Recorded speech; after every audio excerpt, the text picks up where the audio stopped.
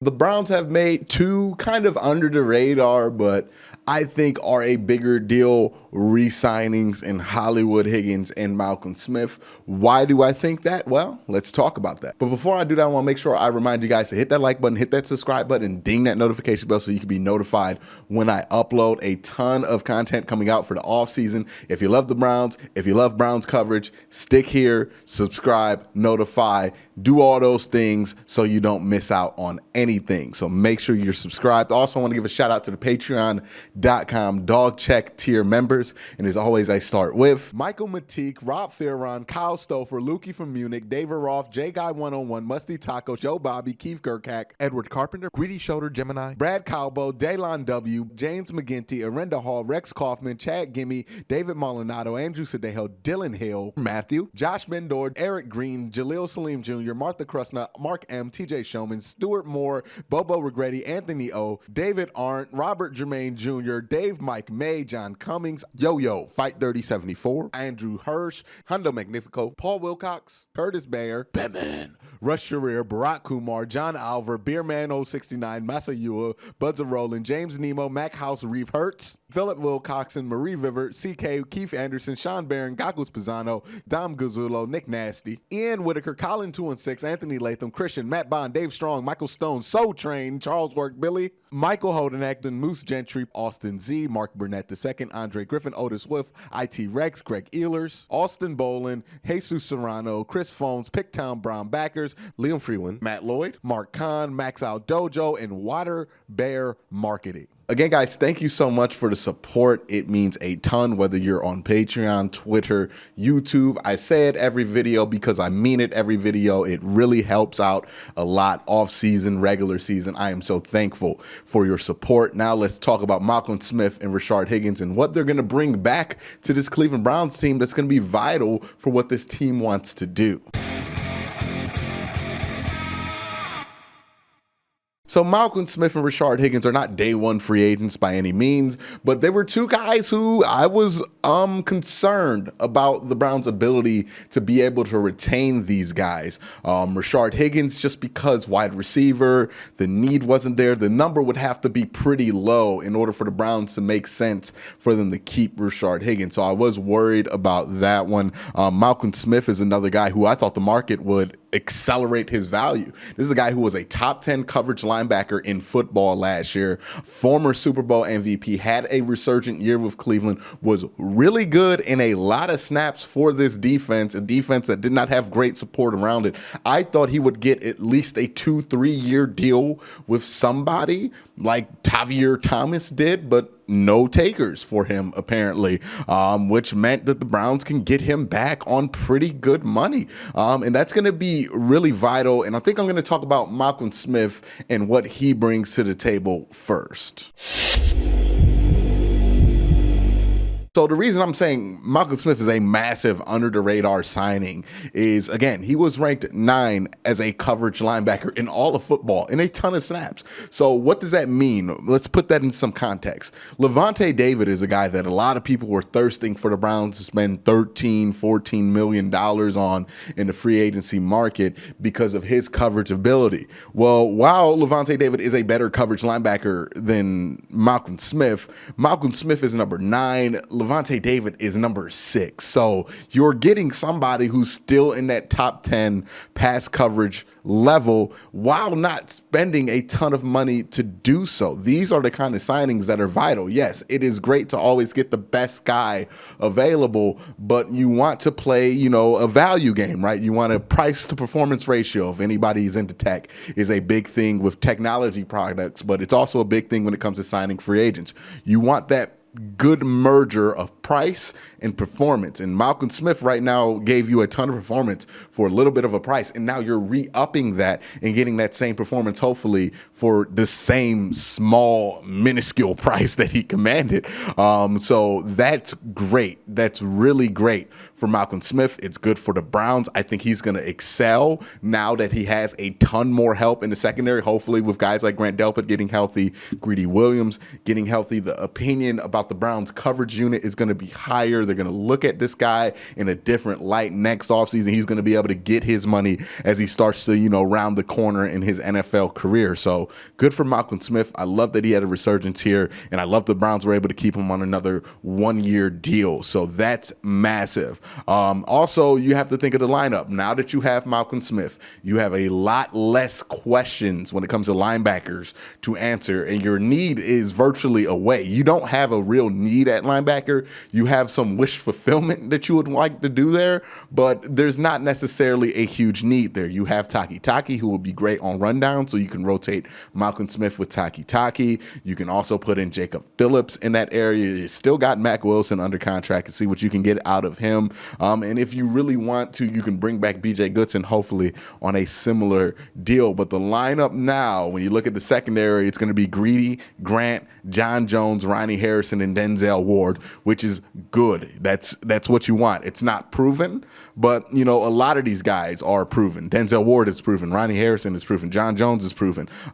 You don't know about Grant and Greedy yet, but the potential is through the roof with those guys. Those guys are both projected to be first round picks. They fell out the first round, ended up in the second round, and had some injury problems coming out of college, but we know what they can do if they are healthy. So that's very good. And when you add that in there with having Malcolm Smith, who's a top coverage linebacker, so you have that flexibility. And then you have those three safeties, John Jones, Ronnie Harrison, and Grant Delpit, all who have been versatile in the past, all who have played some slot and some inside linebacker in the past, and can do so. So you can see some sets where you have extra DBs out there, and then you have John Jones, the third, playing linebacker with Malcolm Smith, so you can have the best coverage unit possible. There's a lot of flexibility. Yeah, see, I'm bringing it back. I said all offseason, flexibility would be the key for this defense.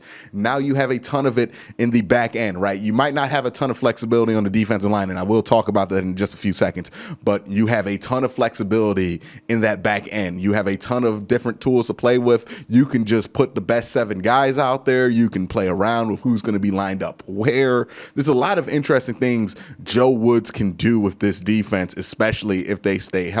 Now let's talk about the elephant in the room. When we talk about the Browns defense, it's the defensive line. And right now it looks like it's going to be Myles Garrett, Andrew Billings, Higgins, Sheldon Richardson, and Tack McKinley. That's who they have on the roster. That's what it looks like it's going to be. And look, that's not great for the defensive line. The one silver lining of this is when you have Myles Garrett, you can get away with the rest of the defensive line being like that. I just wonder about the effects that's going to have on Myles. I'll talk about that later. But as far as free agency goes, what the Browns need to continue to do, I would still like them to add a nickel. I still think they need to add another outside defensive back, whether that be in the draft or free agency. I'm fine with either approach. Now that you re-signed Malcolm Smith, I don't see the need for linebackers. If somebody like Jeremiah Owusu-Koramoah falls to you at 26, you would obviously take him because he's really, really good, but you're not desperate. You don't need to just take a linebacker for linebacker's sake. You can take a pass rusher. You can take whatever you want there at 26, so it frees up what you have to do in a draft, which is always a priority in the offseason, especially in free agency, to make sure you can go best player available when you need to, instead of having to be handcuffed to your need. That's a lot of what free agency is about. So again, the defensive line, it looks like for the rest of free agency, we're going to see the 1-year contract patch, right? Same thing they did with the secondary last offseason. We see how that ended up. Maybe it might end up different this year, but it's going to be a bunch of 1-year contract patches, right? Remember when they brought in Andrew Sadejo, Carl Joseph to kind of fill in different roles there in the secondary. Similar idea is going to happen with the defensive line is what I'm going to presume. Now, the 1-year contract patches could be anywhere from like an Ndamukong Suh to Jadeveon Clowney to, Justin Houston or somebody else like that. So it's going to be interesting to see where they land up there, who they're going to bring in, but it looks like for the defensive line, they're going to go 1-year contract patch, and look, you can get away with that. You'll be fine. Myles Garrett will still be productive, and I guess the question with Myles Garrett that front office was asking themselves is it more important to get Myles help, or is it more important to give Myles more time to get to the quarterback? They are obviously going with the more time approach, right? Give Miles more time. And there is some, truth to that approach, right? Because Miles has been somebody who has gotten an insane amount of pressures, an insane amount of sack productions in like small amounts of games. And he's done it all while being the only guy on the defensive line that teams are actively rotating guys over to. So Miles has proven he can beat double, triple teams. He can still get pressure when he needs to. A lot of the time, he just doesn't have time. So they're going to see if giving him more time will be more effective than giving him a big money helper on the other side. Or they might bring in somebody who might be more of that big money helper. But it looks like that's what they're prioritizing. Doesn't mean that they can't do the other approach as well. So that's what it looks like it's going to be. I could be wrong about that, but now that we've talked about the defense and how they're upgrading and how these things look, let's talk about the one move they have made this whole free agency period on the offense.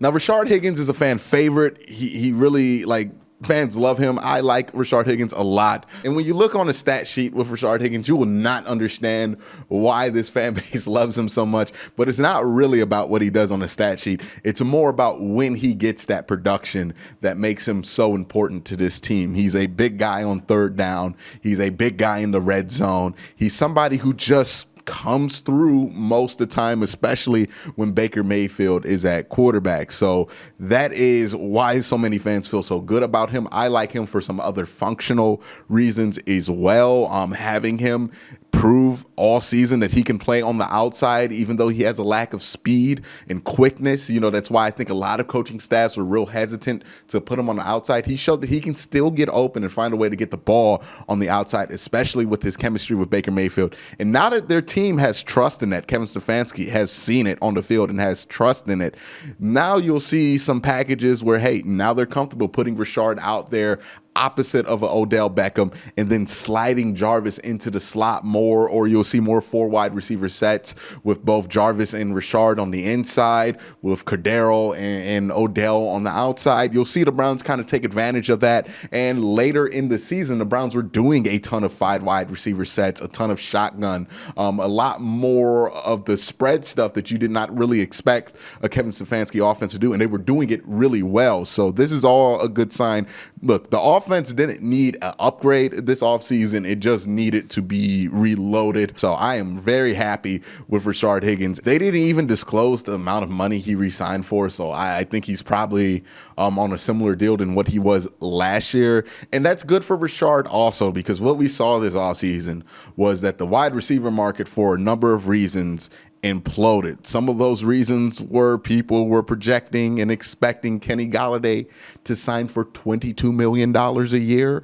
Another part was that there was no real headliner, with Allen Robinson getting franchise tagged.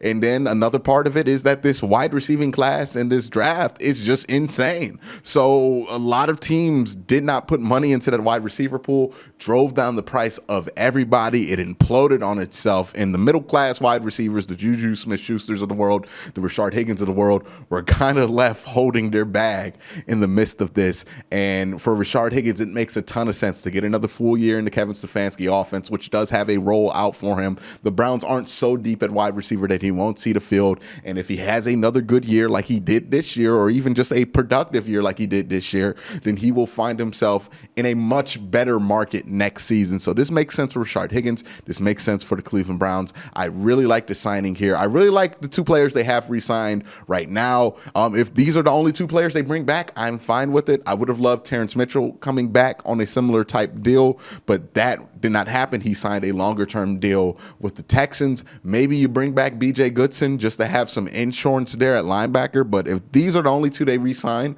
that's fine, because that is exactly what the Browns have needed. But that's my thoughts on these two major re-signings so far. Let me know your thoughts down in the Let me know your thoughts down in the comment section below. But again, guys, thank you for watching. Have a great day. Have a good night.